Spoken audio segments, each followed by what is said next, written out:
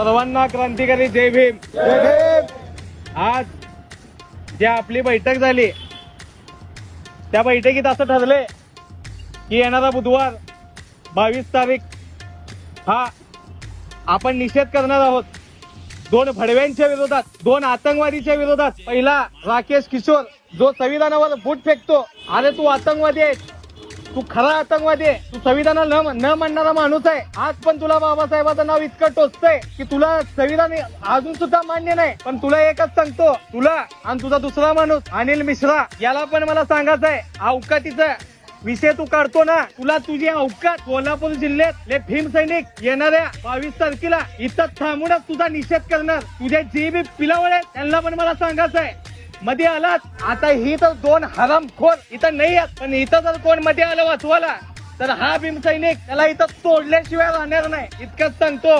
आणि येत्या 22 तारखेला भीम सैनिक प्रत्येक ठिकाणाकडून येऊ. ही लढा एकाच जातीची नाही. संविधानाने बाबासाहेबांनी प्रत्येक जातीला संरक्षण दिले, प्रत्येक जातीला आरक्षण दिले. प्रत्येक जातीनं फक्त त्याचा फायदा घेतलाय, फक्त त्याचा फायदा घेतलाय. पण बापाला बाप मानत नाहीत. अरे बापाला बाप माना रे. जसं संविधानाचं तुम्ही आरक्षण घेता ना, जसे फायदा घेता ना, तसं त्या बापाच्या पाया पडा. हा लढ्यात प्रत्येक समाज हे होणं गरजेचं आहे.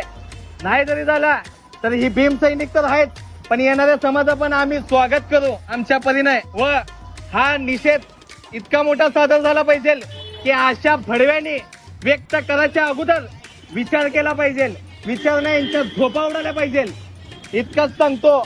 आणि ती भीम सैनिक येणार नाहीत, त्या भीम सैनिकाला मला एवढंच सांगायचं आहे की हातात बांगड्या घालून घ्या, एवढंच सांगतो आणि थांबतो. जय भीम. जय भीम.